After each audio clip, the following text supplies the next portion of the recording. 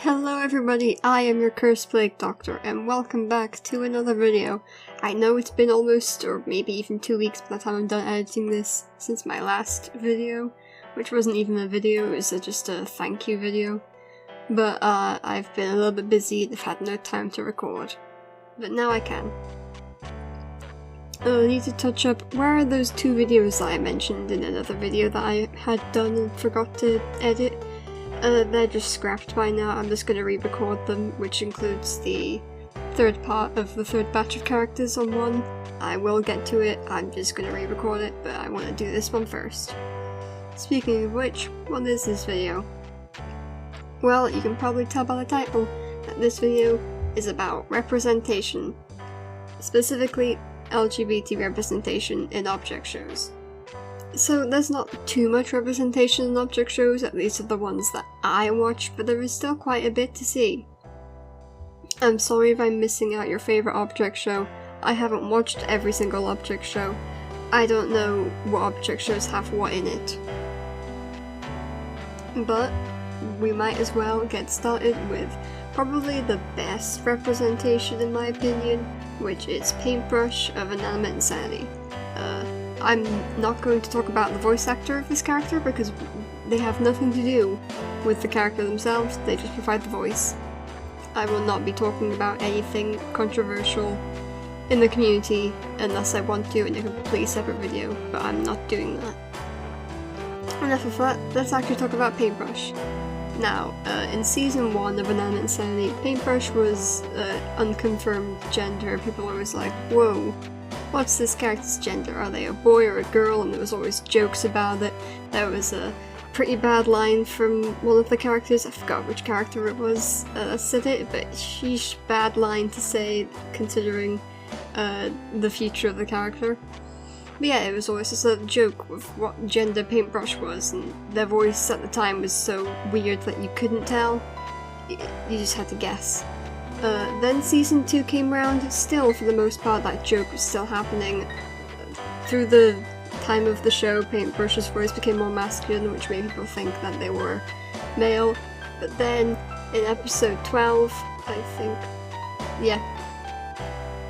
I keep losing my episodes, but yeah, episode 12, we finally got the information that Paintbrush was C, none of the above, which people then assumed was that they were non-binary, which was then confirmed in season 3 when Paintbrush explicitly stated that they were non-binary. Which is great representation. They have a talk with Lipo about it. It's very realistic in the show about how Paintbrush comes out to one of their closest friends. I need to quickly say that if I accidentally call a character who is non-binary their own gender, I'm really sorry. I'm not trying to. I'm just really bad with remembering pronouns. Thank you. But yeah, Paintbrush was a great start to the whole non-binary or transgender characters for object shows. It was still like a new thing, especially since Paintbrush has had this for many years. So they've always been around as a non-binary character. It's just never been confirmed up until a few years ago now, which is still a while. Episode 12 of Inanimate Insanity Season 2 came out ages ago by these standards. Maybe it'll get finished. But yeah, Paintbrush, great rep. There's a lot of other non-binary characters and things, like in Battle for BFDI. We have the Algebralians, which I don't really know if they count too much since they are a completely different race, but I'm gonna count them. 4X and all the other ones use, from what I can tell, he/they pronouns, because some of them are referred to as with like masculine terms and pronouns half the time. The other ones are just as they. I think 2 has only been referred to with they/them, especially after that entire talk with Gaty, which, by the way, Gaty has been hinted towards being a trans girl. It was not confirmed, it was just heavily implied and hinted to, but we can't really say.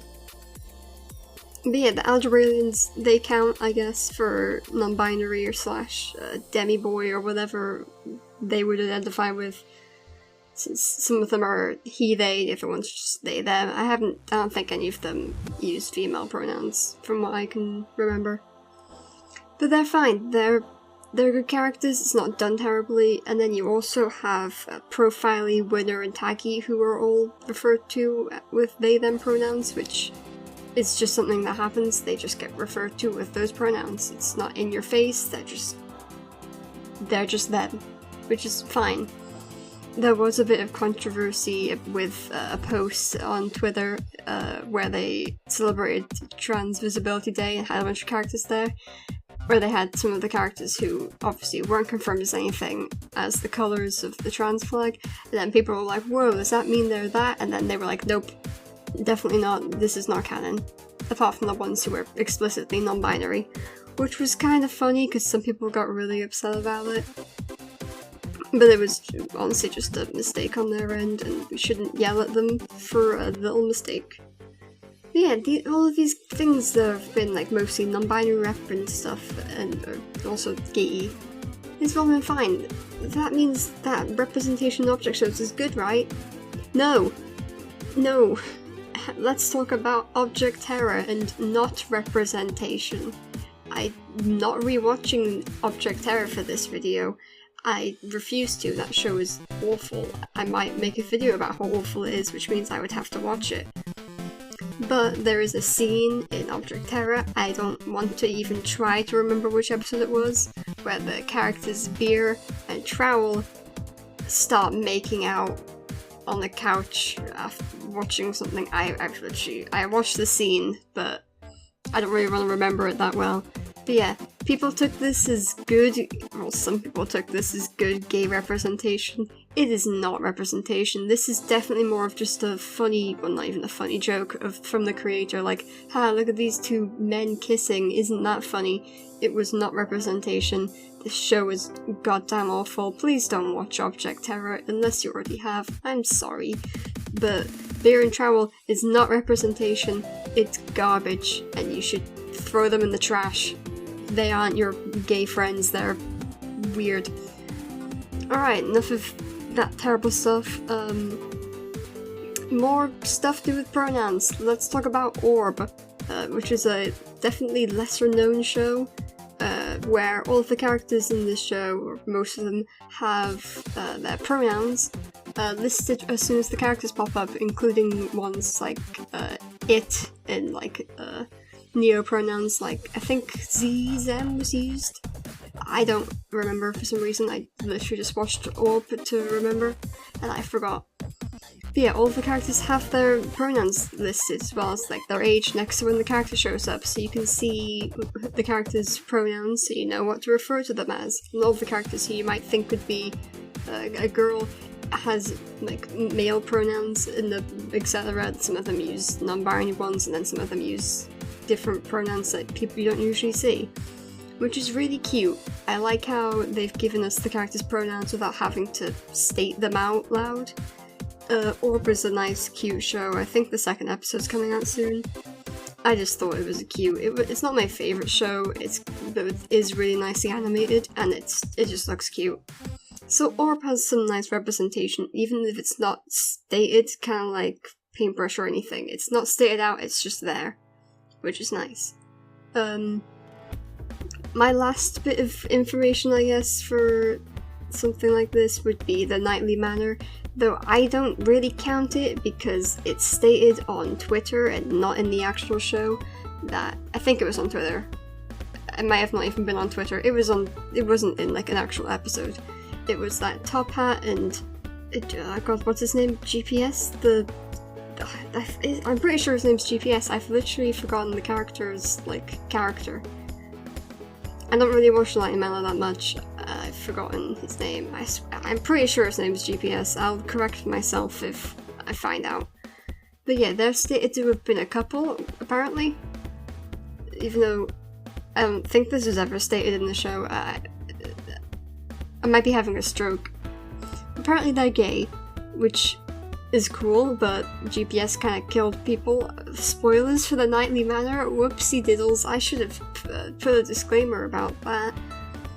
May please edit in a disclaimer about spoilers for the Nightly Manor, because I just spoiled the Nightly Manor. Alright, so yeah, they're gay. Top Hat and GPS, gay people. Love them. But yeah, we're done here. This has been going on for 10 minutes and I am getting tired of talking.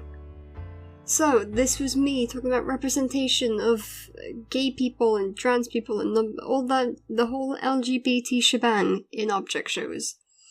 Do you guys think it's done well? Please tell me in the comments who your favorite LGBT represented character is. That made any sense. Yeah, tell me about who you like the most, or what show you think does it the best in the comments. And also yell at me if I said something wrong, because I'm tired, and also just, I'm a terrible person apparently. I'm not. I am a doctor of object shows. And I will see you guys in my next terrible video.